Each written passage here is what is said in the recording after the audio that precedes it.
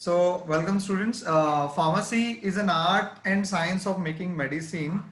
तो medicine doctor तो prescribe कर रहे हैं, लेकिन ये बनाने वाले जो लोग हैं उसके पीछे का जो साइंस है, that everything belongs to pharmacy. Alright, so pharmacy में ये पहले का एक थॉट प्रोसेस है, लेकिन आज इसके भी अलावा बहुत सारे करियर ऑप्शंस अवेलेबल है. सो जैसे सर ने आपको बता दिया है कि अगर आप एमबीबीएस, बीएचएमएस, बीएएमएस या बीडीएस इन कोर्सेज को ना करते हुए मतलब आप अगर दूसरी कोई फील्ड में जाना चाहते हो, so pharmacy is an another alternative option for you. Pharmacy में अगर मतलब क्या होता है कि is it only about opening a medical shop, या एक हमें लाइसेंस मिल जाएगा जिससे हम एक मेडिकल की दुकान डाल सकते हैं, क्या ये इतना ही है? इसके अलावा भी इसमें और कुछ चीजें तो डेफिनेटली है. तो मैं कुछ बेसिक्स से आपको चीजें इसमें बता देता हूं, और क्या एडमिशन प्रोसेस आपकी आगे रहेगी इसके बारे में भी आपको एक बेसिक जानकारी दे देता हूँ. कॉलेजेस कौन सी और कट ऑफ कितने थे 2019 के, ये भी मैं आपको बता देता हूँ in a very short span of time.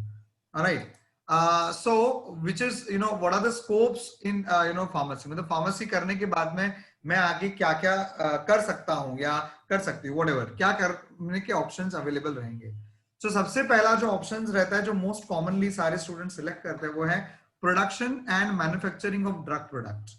सो इसमें क्या क्या आता है? तो बल्क ड्रग है या इंटरमीडिएट्स है, मतलब कोई भी मेडिसिन है, पैरासिटामोल आप कहते हो, तो पैरासिटामोल बनाने से पहले उसके जो भी सैलिसिलिक एसिड है तो वो इंटरमीडिएट है, तो उसके जो मैन्युफैक्चरिंग प्लांट्स होते हैं वहां पर काम कर सकते हो.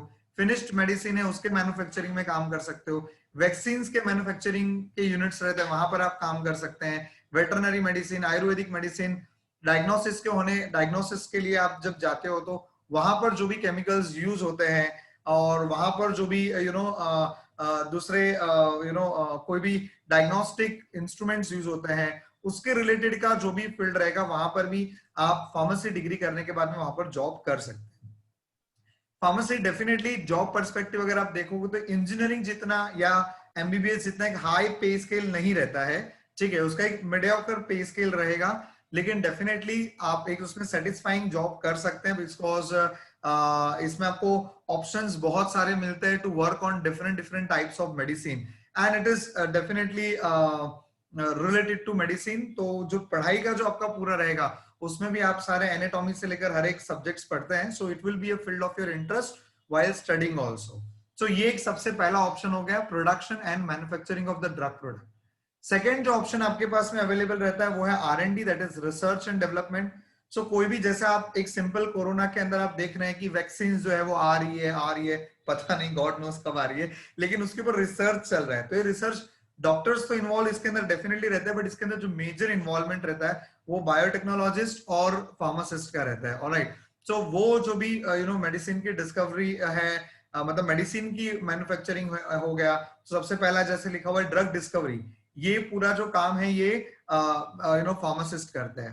अब जैसे कि मान लीजिए आपको इंटेस्टाइन के अंदर अल्सर्स वगैरह है, तो ऐसी मेडिसिन आपको देनी है कि जो इंटेस्टाइन में जाके ब्रेक हो, ठीक है, तो उसको कैसे बनाएंगे या उस तरह की कौन सी दवाई रहती है, तो वो पूरा रिसर्च एंड डेवलपमेंट फार्मेसी के अंडर में आता है. So it is not just restricted to a medical shop. Alright, then अगर मान लीजिए आपने, ठीक है, आपने पता कर लिया कि paracetamol is a very good, मतलब एक आप इसको बुखार के लिए यूज कर सकते हो, तो उसका दूसरा सवाल आता है कि ठीक है, इसको लार्ज स्केल पे कैसे मैन्युफैक्चरिंग कर सकते हैं. तो अपस्केलिंग फ्रॉम अ पायलट, मतलब पायलट प्रोजेक्ट से लेकर उसको मैन्युफैक्चरिंग तक लेके जाना है, तो उसका जो पूरा प्लान ऑफ एक्शन बनाना रहता है, that also comes under the R&D department. तो आप किसी भी pharma company, there are many plenty pharma companies in India, तो वहां पर भी आप इस तरह से R&D डिपार्टमेंट में वहां पर काम कर सकते हैं. फिर हम लोग अक्सर देखते हैं कि हर मेडिसिन के पीछे उसकी एक्सपायरी डेट लिखी रहती है, तो ये एक्सपायरी वो लोग कैसे पता करते हैं, उसके लिए कुछ स्टडीज की जाती है जिसको हम स्टेबिलिटी स्टडीज कहते हैं. तो स्टेबिलिटी स्टडीज का जो पूरा डिपार्टमेंट रहता है ये भी R&D के अंडर आता है, और इसके अंदर भी आप काम कर सकते हैं. देन देयर आर आपने डिस्कवर कर लिया, ठीक है, चलो आपने पैरासिटामोल बना लिया, लेकिन ये पैरासिटामोल प्योर है या नहीं ये कैसे पता चलेगा? तो उसके लिए एनालिटिकल पूरा आपको नॉलेज होना चाहिए. तो एनालिटिकल केमिस्ट्री को यूज करते हुए कैसे उस मेडिसिन की प्योरिटी को जांच किया जाए, बराबर है, तो उसका जो पूरा मेथोडोलॉजी डेवलप करना होता है, that also comes under the R&D department. मतलब एनालिटिकल मेथड डेवलप करना कि किसी भी मेडिसिन को स्टैंडर्डाइज कैसे किया जाए उसके लिए. And then that is NDDS, that is novel drug delivery system. मतलब जैसे कि मान लीजिए अगर हम बात कर रहे हैं इंसुलिन के बारे में, तो इंसुलिन के आप जानते हैं कि इंजेक्शन जनरली लेने पड़ते हैं बिकॉज वो ओरली उतना स्टेबल नहीं रहता है वो ड्रग, सो इंसुलिन के इंजेक्शन लेने पड़ते हैं. But if I am scared of injection then what should I do, बराबर है. So is there any another alternative options available. तो एज अ फार्मासिस्ट आपका ये भी काम रहता है कि ड्रग डिलीवरी सिस्टम को डिस्कवर करना. For example now there are patches available जिसमें अंदर माइक्रो नीडल्स रहता है. तो पैच खाली आप लगा दीजिए यहाँ पर कहीं पर भी एक जगह पे लगा दीजिए और वो पैचेस के अंदर से इंसुलिन स्लोली स्लोली रिलीज होते रहता है. ऑलराइट, तो ये एक नोवेल ड्रग डिलीवरी सिस्टम है. तो इसके ऊपर रिसर्च करना, that also comes under the R&D department of pharmacy. Herbal medicine के ऊपर रिसर्च होते रहते हैं. Then SAR, structural activity relation, मतलब अगर मान लीजिए आपने मिथाइल सैलिसिलेट लिया है तो उसकी जगह फिनाइल सैलिसिलेट ले रहे हैं तो इससे क्या फर्क पड़ रहा है, इससे उसकी एक्टिविटी बढ़ रही है, घट रही है, एसिडिक उसका पीएच से लेकर उसकी पूरी केमिस्ट्री को स्टडी करना, that everything comes under the R&D department. ठीक है, अगर मान लीजिए आपने मिथाइल की जगह फिनाइल डाला और आपका ये रिसर्च कह रहा है कि आप जो पहले जो मेडिसिन की एक्शन थी उससे और बेहतर एक्शन वो मेडिसिन कर पा रही है, तो फिर दूसरा सवाल आता है कि ठीक है तो इसको भी आप डोजेज फॉर्म में कैसे लाओगे. ऑलराइट, सो वो भी एक चैलेंज रहता है. तो उसका जो डिपार्टमेंट रहता है उसको हम कहते हैं फॉर्मुलेशन डेवलपमेंट. मतलब आपने मेडिसिन रिसर्च कर लिया कि ये मेडिसिन से बुखार जाएगा, लेकिन भाई उसको देना कैसे है, मतलब उसको ओरली देना है, रेक्टल से देना है, पेरेंटरल देना है, या टॉपिकल देना है, वजाइनल देना है, इनहेलर के फॉर्म में देना है, कान में डालना है, आंख में डालना है, कैसे, मतलब कैसे उस मेडिसिन को दिया जाएगा, बराबर. और वो मेडिसिन को उस देने के लिए अब मान लीजिए आपने बोला कि इंजेक्ट करना पड़ेगा, तो इंजेक्ट करना पड़ेगा तो उसको सोल्यूबलाइज भी तो करना पड़ेगा, तो सोल्यूबिलिटी इश्यूज रहते हैं, तो उसके लिए सॉल्वेंट कौन सा सिलेक्ट करना है, ये सारी जो चीजें रहती है पूरा मतलब फॉर्मुलेशन डेवलप करना, this entire developmental process also comes under the pharmacy. तो आप फार्मेसी करने के बाद में आप इस फील्ड में भी काम कर सकते हो, मतलब जो फॉर्मुलेशन डेवलपमेंट के लिए काम करता हो. Then there is a department called as QA and QC, Quality Assurance and Quality Control. बराबर. तो क्वालिटी अश्योरेंस मतलब कैसा होता है कि रॉ मटेरियल जो मैन्युफैक्चरिंग हुआ है, रॉ मटेरियल से लेके फाइनल जो मेडिसिन बनी है, तो मेडिसिन का अपीयरेंस कैसा होना चाहिए, टेक्सचर कैसा होना चाहिए, उसके अंदर मतलब जो भी क्वालिटी आप दे रहे हैं, बराबर है, वो क्वालिटी कंपनी फॉलो कर रही है या नहीं कर रही है, उसका ऑडिट करना, मतलब इंटरनल ऑडिट, जैसे मैंने यहाँ पर लिखा हुआ भी है, इंटरनल ऑडिट करना कि आपकी कंपनी ने ये SOP तो बना दिया, स्टैंडर्ड ऑपरेशन प्रोसीजर बना दिए कि ये मेडिसिन आपको इस तरह से बनाना है, लेकिन जो बंदे वहां पर फील्ड में काम कर रहे हैं वो लोग सही से कर रहे हैं कि नहीं, फाइनल जो मेडिसिन बन के आया वो मेडिसिन एक्चुअल में जो हम मैन्युफैक्चर करना चाह रहे थे वो वही है या नहीं है. ठीक है, तो ये सारी चीजें जो रहती है that everything comes under quality assurance and quality control, बराबर. इसके अलावा जो फील्ड पे काम कर रहे हैं उनको ट्रेन करना कि क्वालिटी कैसे आपको मेंटेन करनी है, और जो भी उन्होंने मैन्युफैक्चरिंग किया उसके डॉक्यूमेंटेशन मेंटेन करना कि इस तारीख को इतने ड्रग मैन्युफैक्चर हुए, इसकी ये क्वालिटी थी, ये सारे मतलब आप पूरा एनालिसिस करते हैं और वो एनालिसिस का जो भी रिपोर्ट आता है उस रिपोर्ट को मेंटेन करना, ऑलराइट, या मेंटेन करवाना किसी के through, that everything comes under QA and QC. तो मतलब फार्मेसी के जो भी आपके इंडस्ट्री रहते हैं उसके अंदर जो भी कंपनीज है उसके अंदर एक ये डिपार्टमेंट रहता है QA and QC. So R&D एक डिपार्टमेंट है, QA एंड QC एक अलग डिपार्टमेंट है. तो यहाँ पर आपकी केमिस्ट्री की नॉलेज ज्यादा यूज होती है QA and QC particularly. Alright, then coming to the drug regulatory affairs, मतलब if you want to work for something that is something called as patenting, मतलब मान लीजिए आपकी कंपनी ने एक मेडिसिन खोज ली है, जैसे फॉर एग्जांपल बाबा रामदेव ने खोज लिया Coronil, it's an example, alright. So Coronil से कोरोना जा सकता है, बराबर. उन्होंने तो वो सबसे पहले क्या करते हैं वो लोग, जो ये CDSCO है, बराबर, सिड्सको जो है central drug and standard control organisation, वहां पर वो अप्लाई करते हैं पेटेंटिंग के लिए कि हमने ये ड्रग बनाया है और इसका ये ड्रग का इफेक्ट है और इसके अंदर ये चीजें ये प्रपोर्शन में हमने यूज की है, तो ये एक उनका प्रोडक्ट हो जाता है उस कंपनी का, तो दूसरी कंपनी उसको कॉपी नहीं कर सकती है. ऑलराइट, सो वो जो अगर आप यूएस की बात करो तो यूएस के अंदर FDA है, food and drug authority. Alright, so यहाँ पर भी अपने महाराष्ट्र में भी FDA है, food and drug safety assurance, these all authorities are there at state level as well at central level. तो इस अथॉरिटी को हमें डॉक्यूमेंटेशन सबमिट करने होते हैं. Alright, so it requires lot of knowledge about the law as well. So आप pharmacy complete करने के बाद में फार्मास्यूटिकल लॉ के ऊपर भी आप स्टडीज कर सकते हैं, and you can also join the drug regulatory authorities, या आप किसी कंपनी में एज अ एडवाइजर बन सकते हैं, या आप उस कंपनी के लिए एडवाइजर है। तो आप क्या करिए, कंपनी ने जब भी ड्रग मैन्युफैक्चरिंग किया तो उसका पूरा पेटेंटिंग का जो पेपर वर्क है, that everything you will do. फिर जो भी ड्रग आपने आप ड्रग मैन्युफैक्चरिंग करना ऐसे ही नहीं चालू कर सकते, चलो आप परिमल सर यहाँ थोड़े आपके पास में थोड़े से बीकर है, ये सब चलो ले आओ, हम लोग पैरासिटामोल बनाएंगे। ऐसा नहीं होता, उसके लिए लाइसेंस के लिए पहले अप्लाई करना पड़ता है। आपको लाइसेंस मिलेगा, उसके बाद में आप वो बना सकते हो। लाइसेंस की एक्सपायरी रहती है, तो उसको मेंटेन करना, लाइसेंस के लिए पूरा डॉक्यूमेंटेशन, मतलब बेसिकली डॉक्यूमेंटिंग जो वर्क रहता है गवर्नमेंट के साथ में, तो ये पूरा वो काम ये लोग करते हैं।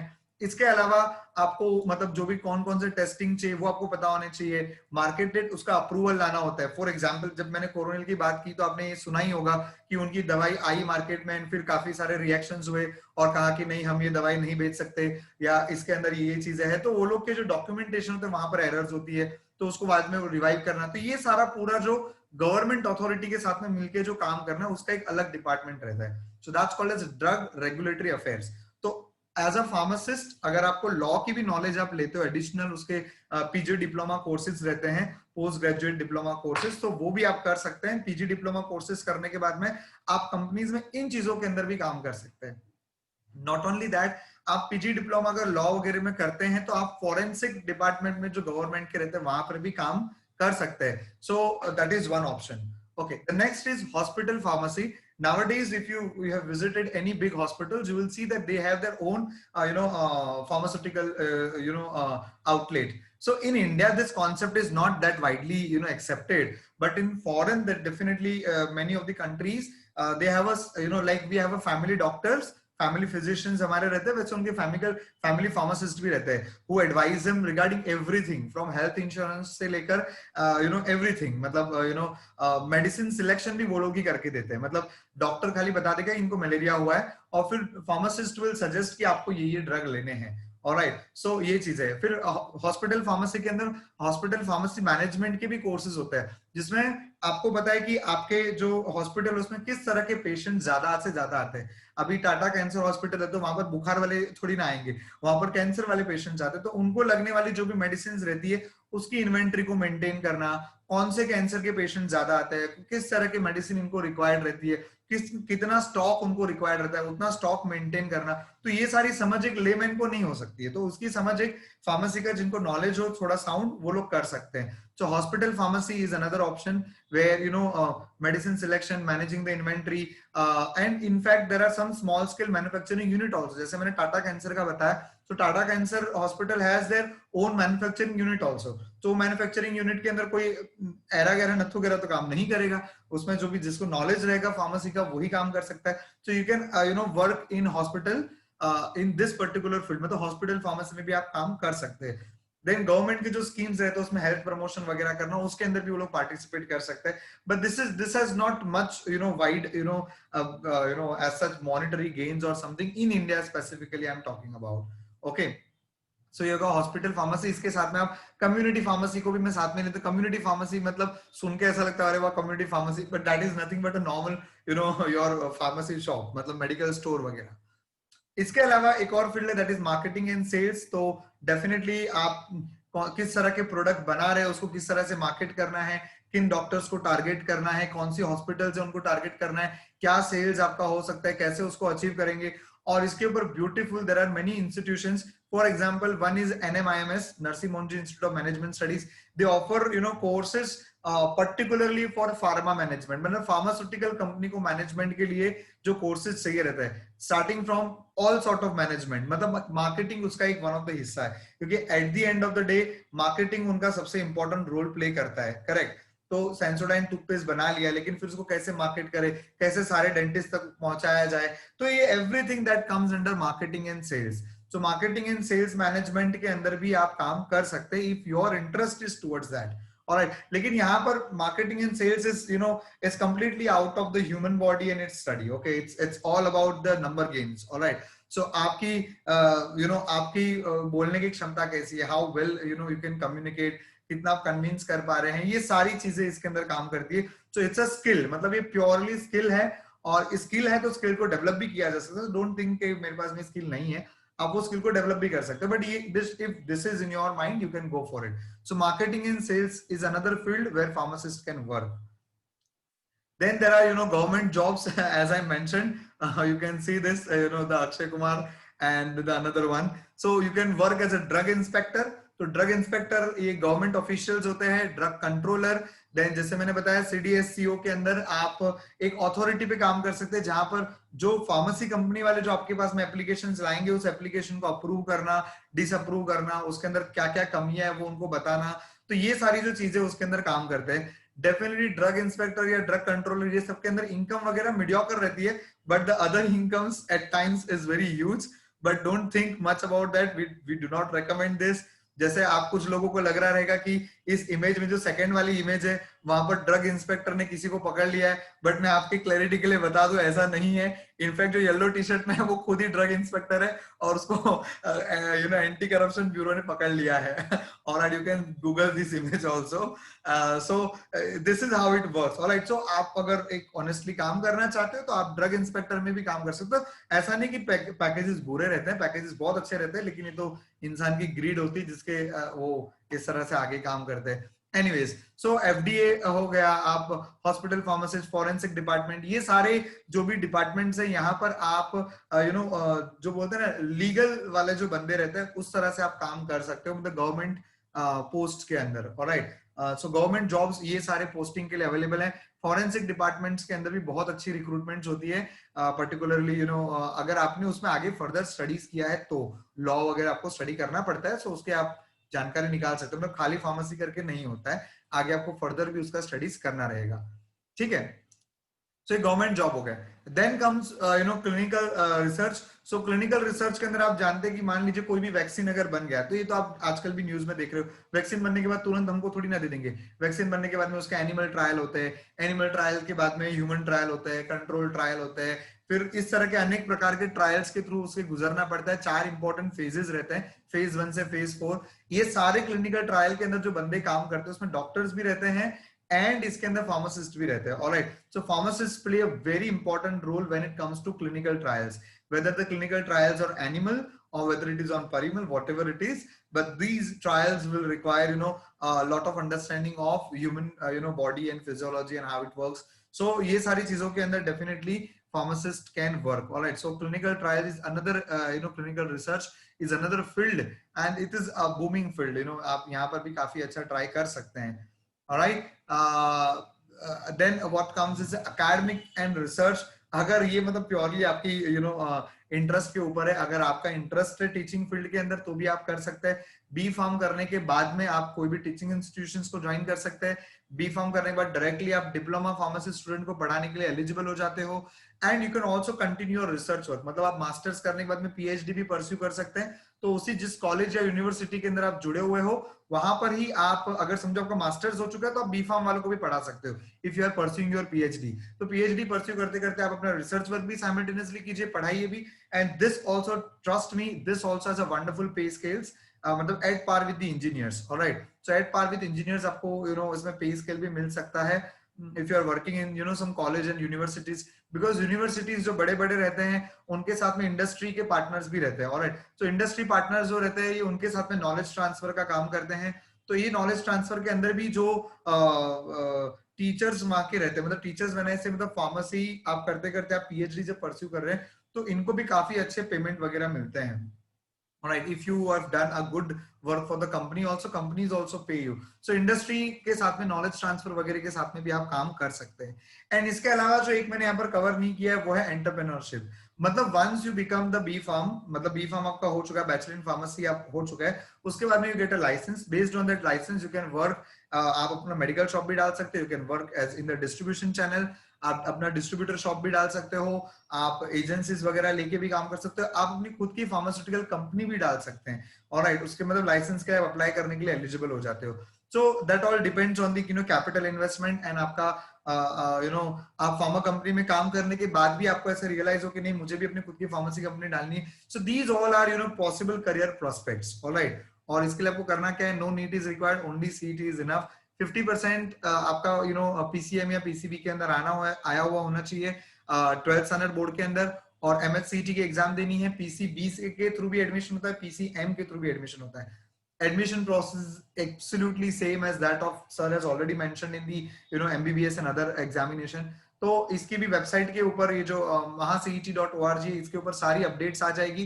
प्रोसेस सिंपल है, पहले रजिस्ट्रेशन होगा, रजिस्ट्रेशन के बाद में फॉर्म फिलअप होगा, फॉर्म फिलअप के बाद में आउटकम आएंगे, मतलब पहले राउंड का रिजल्ट आया, आपको एडमिशन लेना है, वहां पर आप एडमिशन बुक कीजिए, फ्लोट करना है तो फ्लोट कीजिए, सो दैट आपको सेकंड राउंड में अलॉटमेंट मिलता है तो आप कॉलेज हायर के कॉलेज के ऊपर शिफ्ट हो सकते हैं। तो एक सिंपल प्रोसेस है और प्रोसेस का पूरा ब्रोशर अपलोड हो जाएगा, तो ब्रोशर भी आप गो थ्रू करके स्टडी कर सकते हैं। जो एक सिंपल क्वेश्चन अक्सर बच्चे पूछते हैं, मतलब ये उसकी वेबसाइट है, ये आपने ऑलरेडी देखी होगी, नहीं देखी तो आप विजिट कर लीजिएगा। एक जो बच्चे कॉमन क्वेश्चन पूछते हैं कि सर लिस्ट क्या होनी चाहिए, मतलब प्रेफरेंस ऑर्डर क्या होना चाहिए, तो preference order is on your screen. The first choice for most of the student is institute of chemical technology. It's on the number 18 in the India in all institutes, मतलब कई सारे IITs को भी पछाड़ते हुए ये इंस्टीट्यूट आगे हैं। तो institute of chemical technology definitely इतना अच्छा इंस्टीट्यूट है, तो वहां का कट ऑफ भी काफी ऊंचा रहता है। 30 सीट्स अवेलेबल है सिर्फ इस कॉलेज के अंदर। That is first, it is there in Matunga, Mumbai. The second is BCP, that is Bombay college of pharmacy. Third is KM Kundnani college, ये भी आपका कोलाबा साइड में है, KM Kundnani. Fourth is Bhanuben Nanavati college of pharmacy, often referred as Mithibai college. ये इस college में आपको ये है कि गुजराती माइनॉरिटी कोटा अवेलेबल है, तो those who are Gujarati linguistic students, not Marwari and all, otherwise यहाँ पर पर्टिकुलरली आपको गुजराती लैंग्विस्टिक होना चाहिए, उसका प्रूफ आपको लगेगा। ठीक है, प्रूफ में आपको खाली एक एफिडेविट बनवाना होता है, या तो आप समाज से भी अपने लिखवा सकते हैं। तो अगर आप गुजराती माइनॉरिटी को बिलोंग करते हैं तो माइनॉरिटी के अलग से फॉर्म मिलते हैं, वो आपको कॉलेज लेवल पे मिल जाएंगे, उनकी वेबसाइट पे मिल जाएंगे, मतलब बीएनसीपी की वेबसाइट पे मिल जाएंगे, वहां पर वेबसाइट से आप डाउनलोड करके फॉर्म भर सकते हो। ऑलराइट, इसके अलावा कई सारे कॉलेजेस के फॉर्म जो होते हैं वो आपको मैनेजमेंट लेवल पे भी उनके पास सीट्स रहती है। जो भी प्राइवेट इंस्टीट्यूट्स है, जैसे आईसीटी में मैनेजमेंट लेवल की कोई सीट नहीं है, बीसीपी में भी नहीं है, लेकिन केएमके में है, एमईटी जो लास्ट 5वें नंबर पे लिखा है, इन सबके अंदर मैनेजमेंट सीट्स भी होती है, तो उनका फॉर्म आपको अलग से मिलेगा। ये महाराष्ट्र की कॉमन एंट्रेंस प्रोसेस में वो नहीं रहेगा, कैप राउंड में वो नहीं रहेगा, centralise admission process CAP rounds, उसमें मैनेजमेंट सीट नहीं रहेगा, उसको आप अलग से अप्लाई कर सकते हैं। ठीक है, तो ये फर्स्ट 5 कॉलेजेस हो गए, सारे मुंबई के अंदर ही है। 5th नंबर पे एमईटी जो बैंड्रा के अंदर है, MET pharmacy college.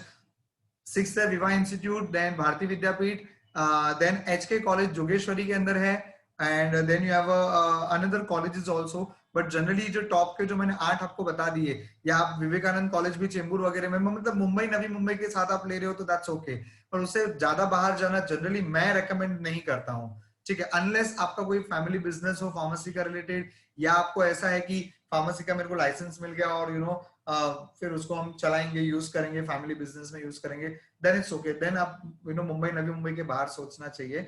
But otherwise generally फिर मैं नवी मुंबई के बाहर रेकमेंड जनरली नहीं करता हूँ। और फिर इन दैट केस फिर आप बीएससी बायोटेक्नोलॉजी या माइक्रोबायोलॉजी इस तरह के कोर्सेज मुंबई की अच्छी कॉलेजेस वगैरह में आप प्रेफर कर सकते हैं। Alright, so that's it from my side, जितना मुझे आपसे कहना था वो मैं आपको कह चुका हूँ। बहुत बहुत धन्यवाद। आपको इसके रिलेटेड जो भी डाउट रहेंगे वो आप मुझे पूछ सकते हैं।